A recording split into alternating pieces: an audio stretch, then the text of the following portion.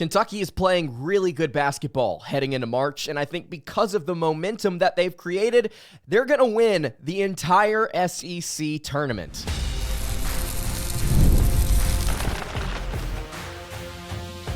You are Locked On Kentucky, your daily podcast on the Kentucky Wildcats, part of the Locked On Podcast Network, your team every day. All right, what's going on, Big Blue Nation? Welcome on into Locked On Kentucky, your daily Kentucky Wildcats podcast. I'm your host, Lance Dawe, and on today's episode of Locked On Kentucky, I'm going to tell you why Kentucky will win the SEC tournament. It's finally here. Postseason basketball is upon us, and I could not be more fired up. Also on today's episode, gonna take a look at Evan Mia's bracket simulator. I have simulated the NCAA tournament as it stands right now 100 different times. I'm going to tell you what happens to the Kentucky Wildcats, and then to wrap up the show, we're going to take a look at some of the most accurate sources out there in terms of bracketology. We're also going to compare this to ESPN, one of the arguably least accurate bracketologies out there. We're going to talk about the matchups that some of the different major outlets have for Kentucky. Thank you guys so much for making Locked On Kentucky your first listen every single day. Want to remind everybody out there that we are free and available on all platforms, and if you are watching on YouTube, I would greatly appreciate it if you subscribe to the show. And if you are listening on podcast, I would also really appreciate it if you subscribe there as well. Today's episode is brought to you by FanDuel. Right now, new customers can get $200 in bonus bets when their first $5 bet wins. All right, let's go ahead and get into it. I believe Kentucky basketball is going to win the SEC tournament, and I'm going to tell you why. I think there are three different major things that you can point to as to reasons why Kentucky is going to make a run here in March, and I think it starts on the defensive end. As we all know, Kentucky gave up 98 points in just a pathetic showing in Oxford on February 4th. Coach Mark Pope cut his hand, apparently breaking some furniture in the locker room out of frustration, and since that point, giving up 98 points to Ole Miss, Kentucky has the nation's number 15 adjusted defensive efficiency and number 16 adjusted offensive efficiency. They rank number 8 in the country overall on Bart Torvik and are 6-3 in that span. And again, they're not number 8 overall just for the entire season. They're number 8 in the country from that span of February 8th, from their next opponent after Ole Miss, all the way up until today, March 10th. They are 4-1 against opponents outside the top 20 in KenPom in that span, with their lone loss coming to Texas, where Kentucky didn't have Lamont, Butler, or Jaxson Robinson. They had, I think, like a 69-64 lead with a few minutes left in that game, and they ended up folding. They could be 5-0 against opponents outside of the top 20 in that span, but 4-1, and I think the most impressive thing to me about the way Kentucky has kind of handled business, going 6-3 to close things out, is the way they have played defensively. They have risen statistically, like we just pointed out, and then if you go and actually watch these Cats play, I think you're going to see a lot of really positive results. The way that we look at this, right, is kind of interesting with the statistics and the computer models and all that different stuff. And you may say, well, Lance, they've not played great competition. You can see it on paper. You can see it on the court. And they've kind of been able to handle those different teams defensively. And I think the thing that kind of bucks that trend and kind of shows you Kentucky can get it done on the defensive end against a variety of different opponents is what they did against Missouri. Minus some garbage time shenanigans, Kentucky actually held their own against the Missouri Tigers. With 5 minutes to go, Missouri had only scored 63 points. Kentucky was up 72-63, and it kind of felt like that was going to be the end of the game. They hit a couple of wild shots. They got to the free throw line. It became kind of a foul contest at the end, and Missouri ended up scoring 83 points as a whole. But outside of the bull crap that happened there for the final 4 or 5 minutes of the game, Kentucky had held the nation's number 5 offense, according to KenPom, in check. They had completely dominated them for that entirety of that game, and you have to point at the health here, I think, for the biggest reason why Kentucky has been able to play so good on the defensive end.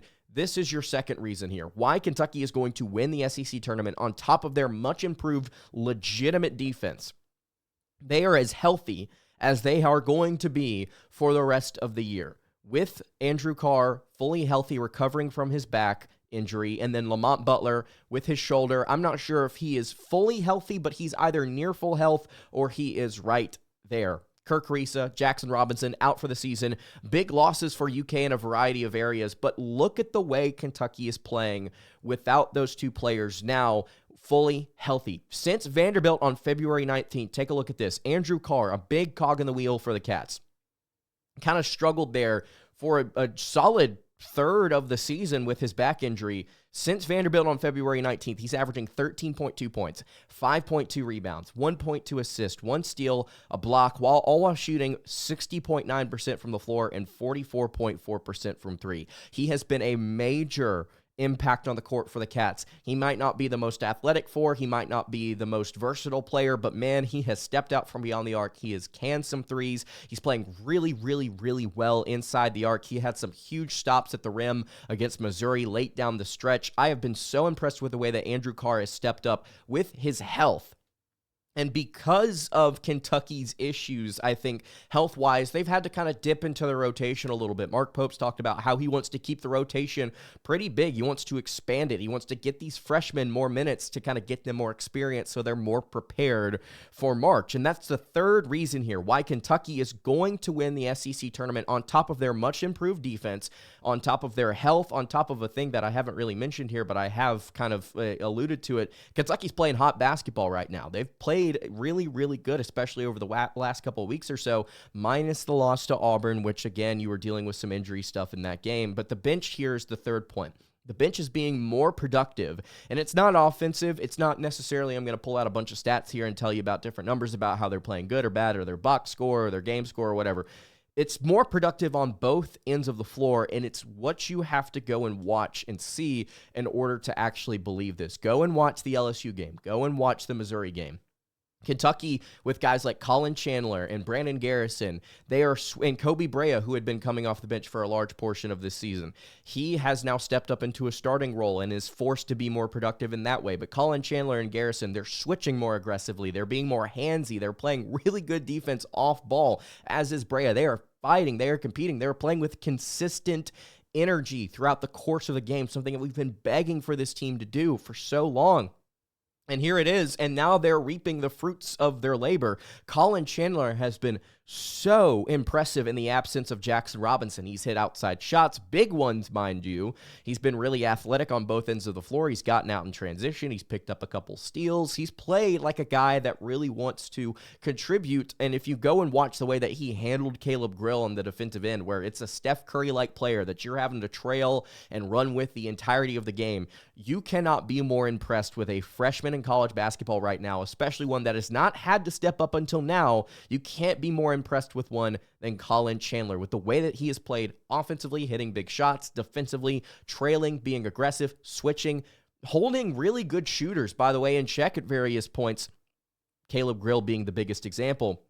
He's going to have to be productive here in Nashville in order for Kentucky to get a win or two or three or win the whole thing. And I believe the bench as a whole, I think because of their production here as of late, I think it's going to be a reason why they end up winning the whole thing. So most importantly, the defense. Secondly, the health. It's as good as it's going to be. And the third thing here, the bench is being more productive than it has all season long, in my opinion. And it's not a stat. It's eye test. Watching the way those guys play energetically whenever they actually step onto the court, I think has been really, really, really impressive to see. So that's why I believe Kentucky's going to win the SEC tournament. Obviously, we'll do our bracket preview tomorrow. You kind of know where I'm going to go with it, but we'll talk about the different matchups on tomorrow's episode. But for today, I want to take a look at Evan Mia's bracket simulations. I want to take a look at Bracketology. Let's look at some of the least accurate, most accurate sources out there. What are they saying about Kentucky's matchups, and what exactly do we know about those teams on the surface? We'll dive into all that here in just a second. Before I get to that, though, I want to tell you guys about our friends, of course, at Supply House. You can get the supplies you need from the site made for skilled trades, Supply House. Whether you're in plumbing, HVAC, or electrical work, Supply House is the reliable way to order products online, and their easy-to-use website is packed with helpful resources and latest product info to help you get the job done right.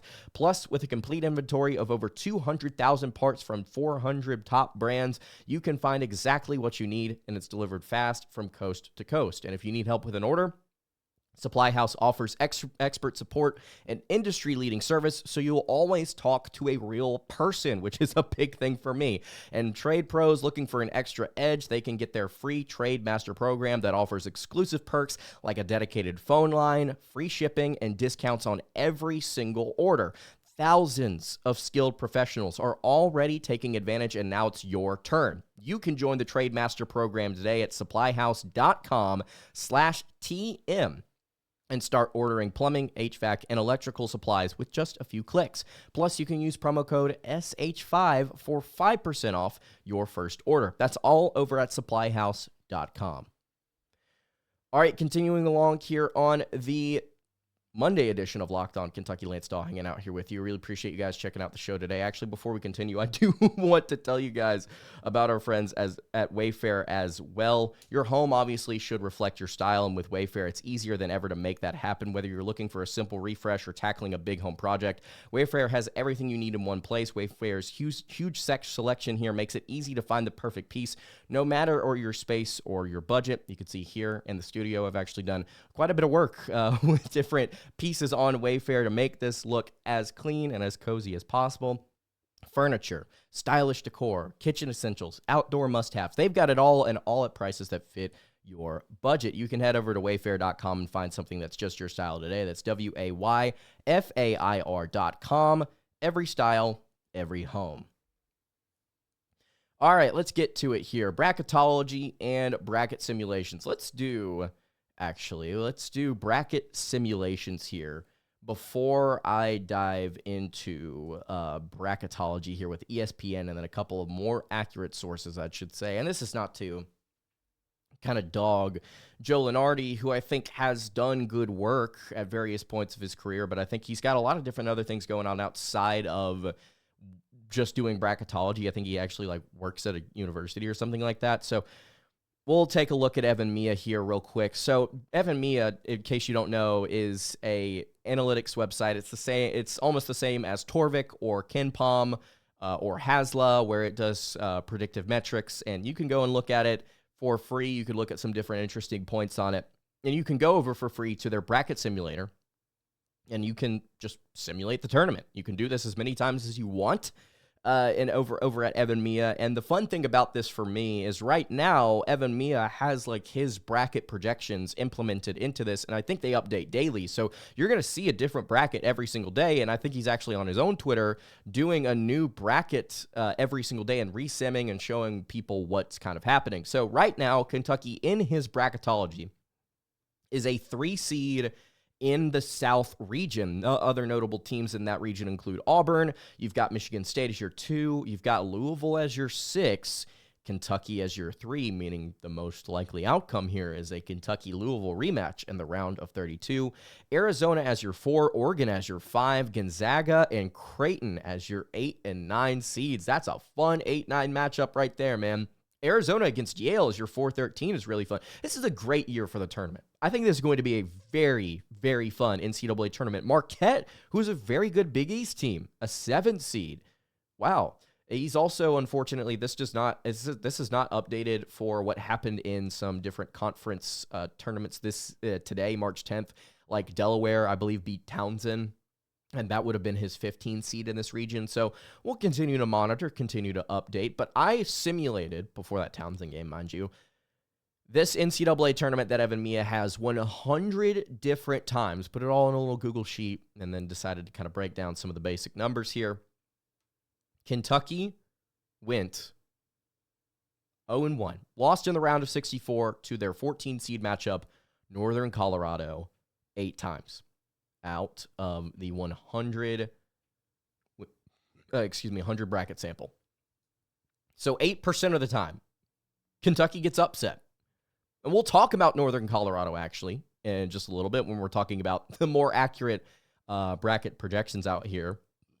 You'll see Northern Colorado here at various points. But to be completely honest with you, I really do struggle seeing Kentucky losing their first round matchup if it is anyone but Northern Colorado or Lipscomb who I believe Lipscomb won their conference tournament over North Alabama yesterday.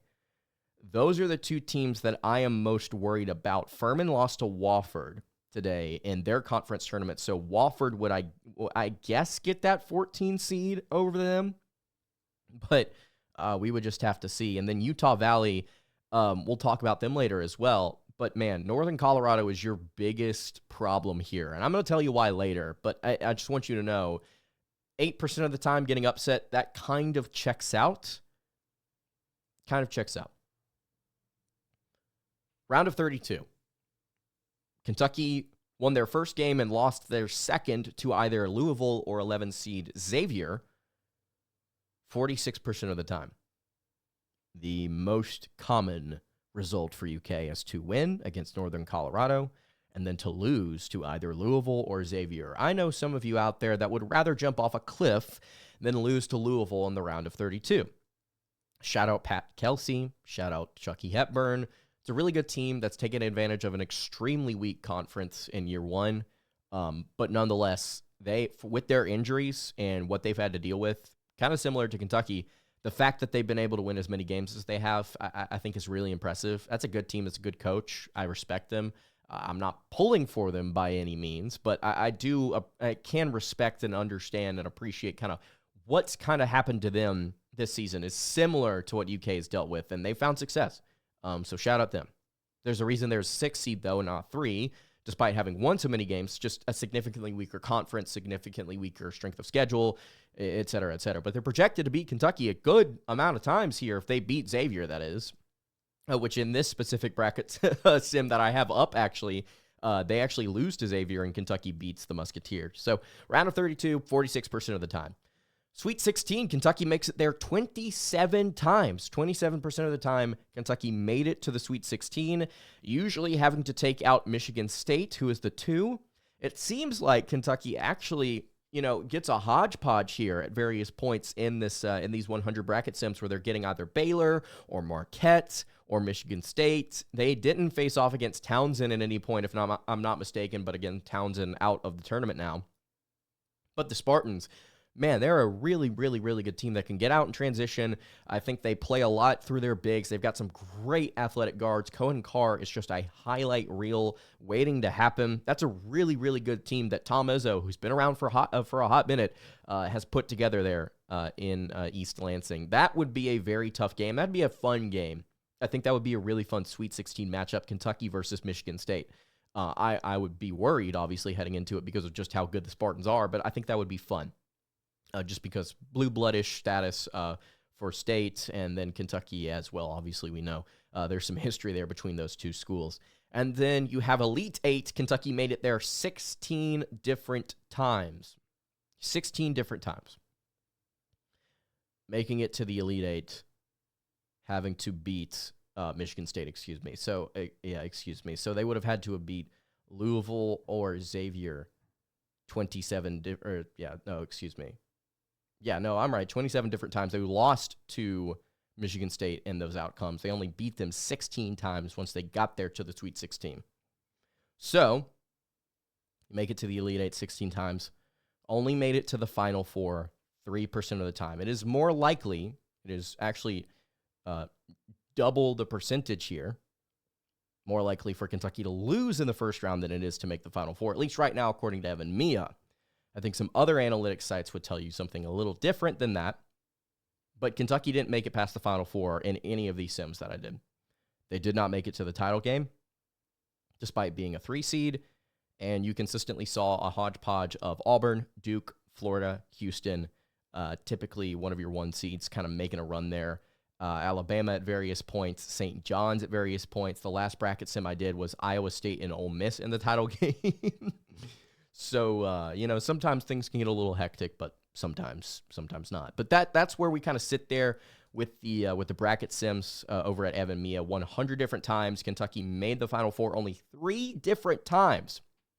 But they made a run, a decent chunk there, especially having matched up against some more difficult opponents, I would say. Louisville's actually over Kentucky right now in on Evan Mia's website in terms of team rankings. And then Michigan State, obviously, as well. So let me know what you think about that. I'm probably going to do this every single episode until the actual tournament comes up next Sunday. It's crazy. We are less than a week away, guys.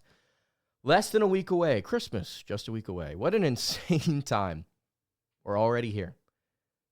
What a time to be a college basketball fan. All right, I want to talk to you guys about Bracket Matrix, kind of what we got going on with the Bracket Matrix, what ESPN says, what two other more reliable sources has to say about Kentucky, their first round, and their opponent. Before we dive into that, though, I want to tell you guys about our friends over at FanDuel. March Madness, of course, is here, and FanDuel is giving you the chance to get in on the action like never before. Right now, customers can get $200 in bonus bets when your first $5 bet wins. That's $200 extra bucks to use on everything, from buzzer beaters to Cinderella stories, and even who's cutting down the nets. I've got my eye, actually, on a few different underdogs this year. Obviously, Kentucky, I think, can make a deeper run than Evan Mia has to say. I think Louisville could be another team to watch here as well. I think you're looking at different various underdogs here for the SEC. So you're looking at a team like maybe Ole Miss, maybe Mississippi State, a team that can be physical, can kind of out-muscle their opponents on the way to a deep run.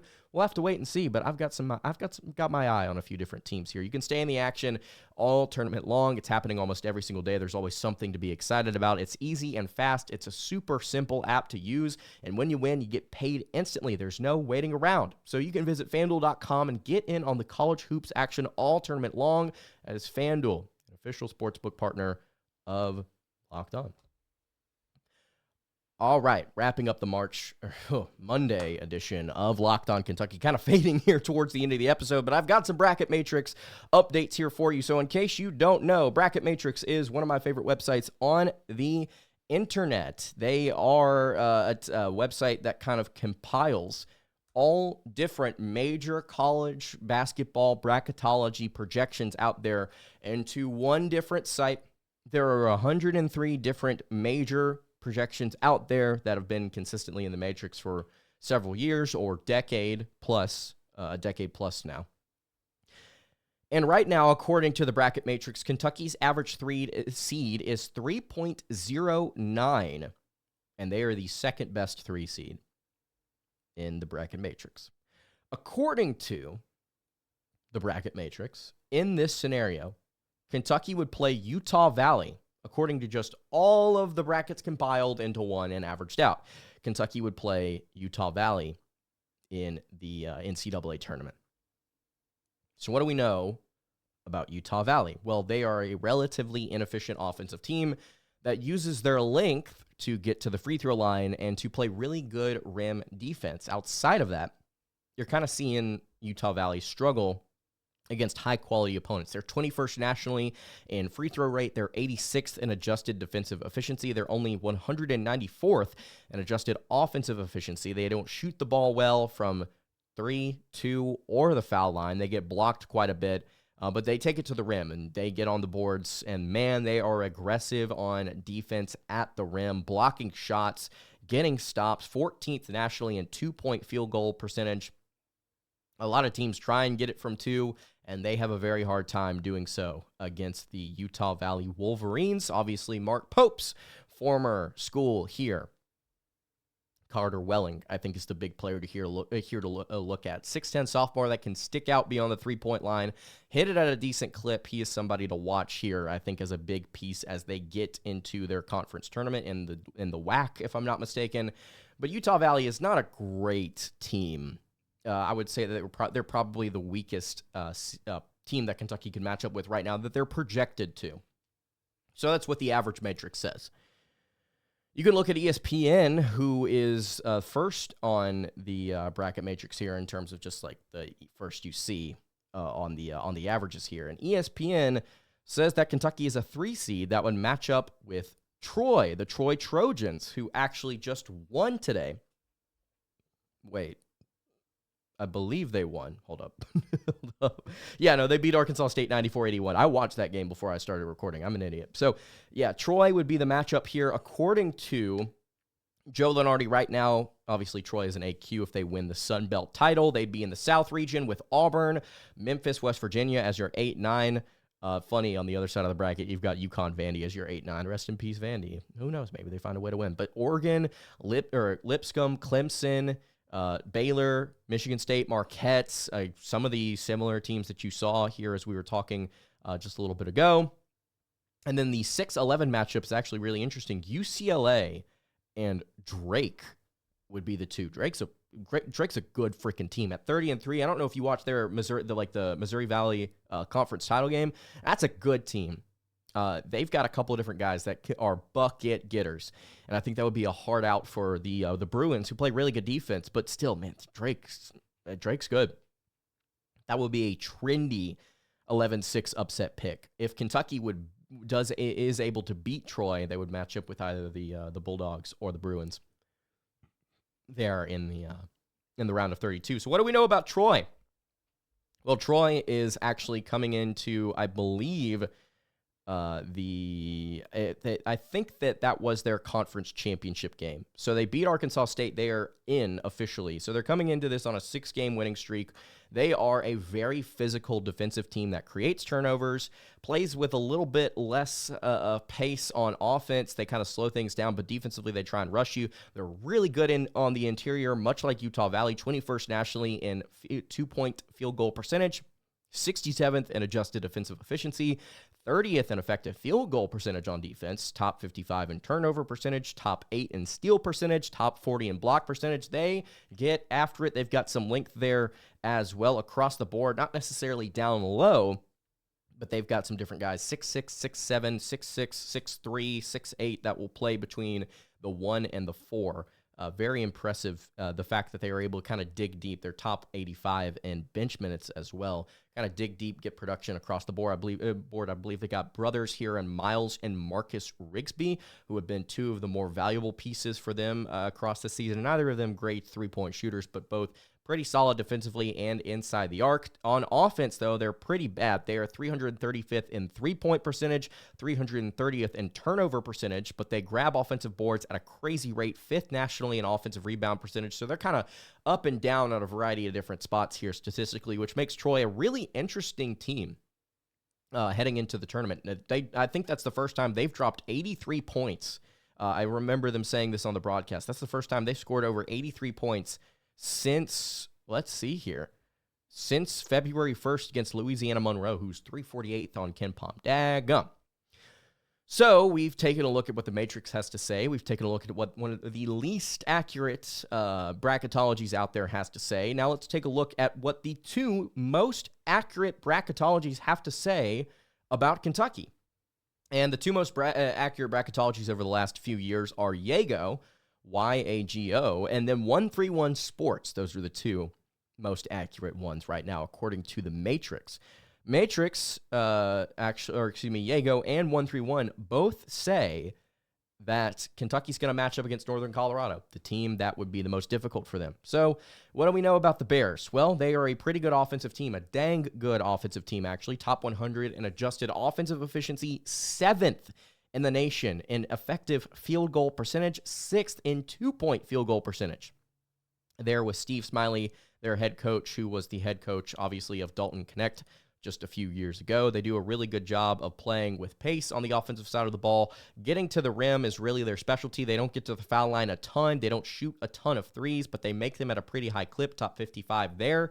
And 3-point percentage, but you kind of see the negatives whenever you turn your attention to the defense. While, yes, they have won 24 different games so far, they'll play Montana State tomorrow in a game that they're only favored to win by 3, mind you. So maybe we're talking about a completely different team if they get upset, which bid thieves have been a common theme here throughout the first week of different mid-major tournaments. Shout out Delaware, obviously. Shout out Troy, actually, in the Sun Belt, Arkansas State and South Alabama going down, and there's a variety of different ones that I'm forgetting right now. Wofford beating Furman. How about the top 2 seeds in the SoCon going out? Wofford getting in. Crazy stuff there over Furman. But anyway, we're getting sidetracked. It's been a great week of college basketball, I'll say that. But yes, Northern Colorado, while they are really good offensively, they've had to win a ton of different shootouts, averaging 81 points per game, but they're 202nd in adjusted defensive efficiency, 250th in effective field goal percentage on that side of the ball. They don't turn teams over. They struggle to keep them off the line. They really, really, really struggle at the rim. Teams are shooting 35% from three. They don't block teams. They don't create steal. They don't really do anything other than prevent offensive rebounds. They are a really good defensive rebounding team. And that's it on the defensive side of the ball. Of course, you have to take into strength of schedule into account. They're not really playing the best teams out there in the Big Sky, I love the Big Sky Conference, man. Love the Big Sky Conference, especially in football. But 81 points per game here, trying to outscore a bunch of different opponents down the stretch. They're led by fifth-year senior Isaiah Hawthorne. In case you kind of think his name is familiar here, he played 4 years at San Francisco, had a couple big games for the Dons out there, had to outscore a lot of competition down the stretch with Isaiah as the leader because of, again, pretty bad defense. We will continue to monitor, see if they actually do beat Montana State, because they only beat them by one first time round here earlier this season. But yeah, that's what we're seeing right now. Northern Colorado, Utah Valley, and Troy. We'll continue to update it here as we get closer on Locked On Kentucky. Guys, that's going to do it for today's episode of Locked On Kentucky. I really, really appreciate you guys tuning in. If you've got any thoughts on the tournament, on the SEC tournament, on bracketology, on anything, let me know in the comments below. All right. You can follow me on Twitter at @LanceDawe_. You can follow the show over on YouTube or on Twitter. That is at Locked On UK. Follow the show over on Instagram at Kentucky Podcast. Jeez. I will see you all tomorrow for another episode of Locked On Kentucky. Hope you guys have a great rest of your day, and God bless.